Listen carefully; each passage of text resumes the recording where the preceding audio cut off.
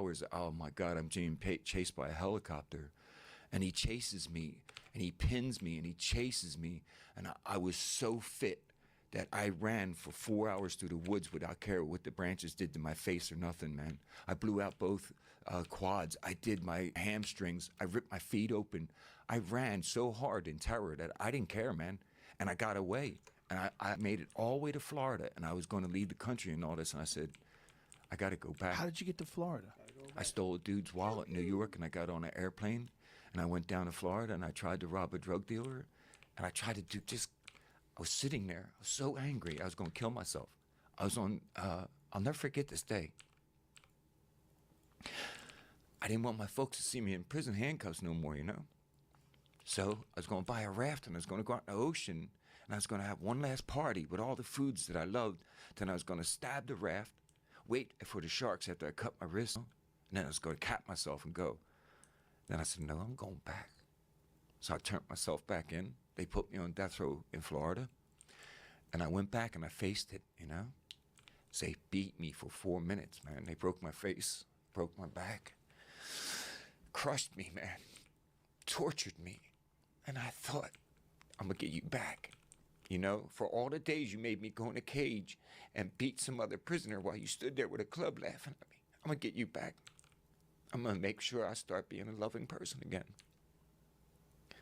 So I'm sitting there in 1985, 1986 with 105 years plus the death penalty. And I decided, fuck this. I'm going to be a nice guy. So I started to learn, okay, I suffer from aphasia. I had my head beaten in with a rock. So What is aphasia? aphasia can be identified simply in people who have stuttering disorder. Their brain and their vernacular abilities are distorted by a disruption in their brain. Either their brain is functioning too fast or their mouth is functioning too fast, or there's a combination of it misfiring. And aphasia can be through trauma or through genetics. And aphasia affected my life so much as a young person, I never had the respect to listen to people because I couldn't function, I couldn't articulate, I couldn't speak. When I was at trial, people spoke words that I didn't understand. And it frustrated me. And when I tried to speak and I'd stutter, people would be like, duh, duh, duh, come on, retard, what do you got to say? So, after that beating, where they beat me for 4 minutes and they broke my face, I began practicing speaking to myself. Every day, I learned new words, and I taught myself how to correctly articulate that word into a sentence beautifully for my own self, in my cell, every day. And then I became very, very good at writing. I began helping other prisoners. I became the most dangerous prisoner that they held because I cared about other men. I wrote to their mothers. I wrote letters to their lawyers.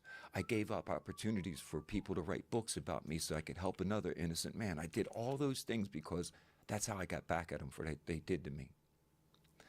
So in 1988, I'm sitting in my cell and I read about DNA.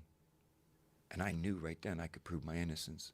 So I was the first man in America in February of 1988 to ask for DNA testing to prove my innocence. And they threw away all the autopsy material. And when I discovered new evidence, they destroyed that.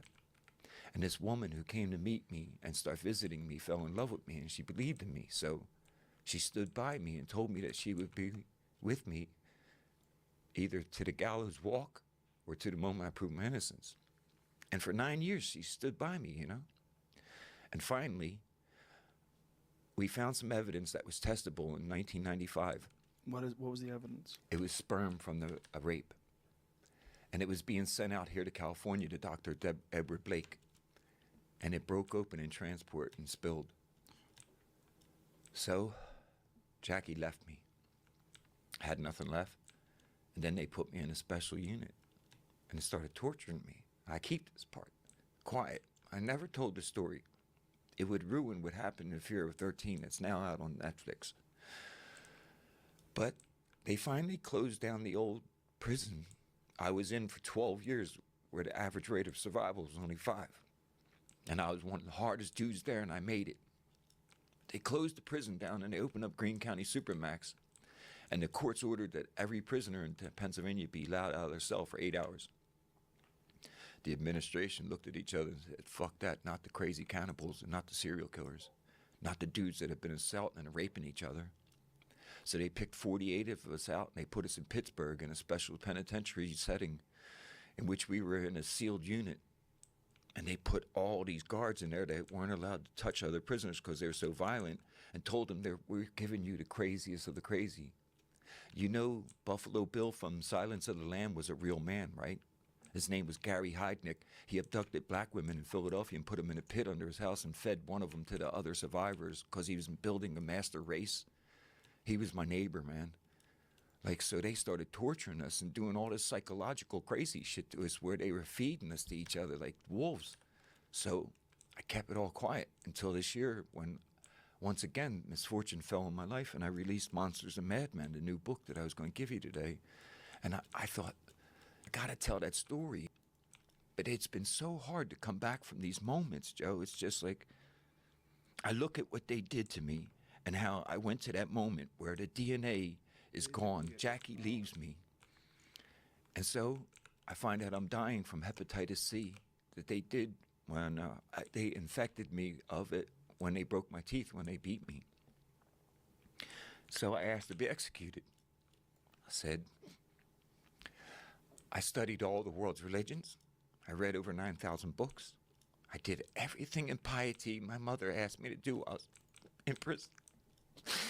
I don't want to die like Dale Carter did, with the guards coming to his cell and taunting him, you know, teasing him, and listen to a man scream in agony because the bile in his belly is killing him. So I wrote to the courts and I asked to be executed. I said, fuck it, man. I want to die as a man I love who can respect himself. The court intervened and ordered the DNA testing that was going to be done on the evidence expelled. In July of 2003, the DNA test come back and they proved me innocent. How did the evidence spilled and they just captured it once it spilled? It was in a box with all this evidence, and Dr. Edward Blake, who did the O.J. Simpson trial DNA, said that there would be challenges to it if he did the DNA in 1999, 1998. In 2003, they had advanced mitochondrial DNA separation so well that he felt confident in his results. So the federal court got involved and said, look, I don't want to have this man executed. I want the DNA done. So they did that. And it was amazing that on the day that I called the lawyers, they revealed the truth to me. I called this lawyer and I'm like, what's up? He goes, Nick, we got DNA from 3 separate sources that prove you innocent. And I said, that's amazing, Mike. I'm really grateful. He goes, you know, we used to tell people you're crazy, that we never believed in you. I'm really sorry for that. Man, really? You want to take away my joy now, man? So I was really downcast that the day I called my mother. My brother Mikey was having a seizure at her feet because he was an alcoholic after he fell off a roof, and he died shortly after, so it just went fucking crazy from there. They take me off death row and they put me in a psychological cell and they tell me they can't trust me. That no human being who has had done to them what we've done to you cannot be angry. That if we open this door up and we let you out, you're going to get us. So we're going to leave you until the day they let you out. We're going to leave you in this cell because we don't trust you not to kill us for what we did to you. What did they do to you? They used to have a thing called Gladiator Day. So the lieutenant would be off on a Sunday. And the guards who started to come from the Philadelphia area were black. And they didn't like the guards up in the hillbillies beating on black prisoners. So a weird thing happened where this lieutenant came up with an idea. Well, look, let's let the prisoners get this frustration out of you guys by you pick out the biggest guy and you pick out this guy. So one day I'm sitting there minding my own business and they open up my cell and there's 4 of them with clubs. You're up. So I got to go in the cage and I got to go and hurt somebody while they stand outside. And if you don't fight, they're going to come in and they're going to beat you worse than you can beat a man or get beaten by one man. So they did all this for their entertainment. Were they ever punished for this? Not until after the riot, when one of them testified against the others for the murder and stuff. I watched 11 people commit suicide. I've been stabbed, strangled, beaten senseless. The guards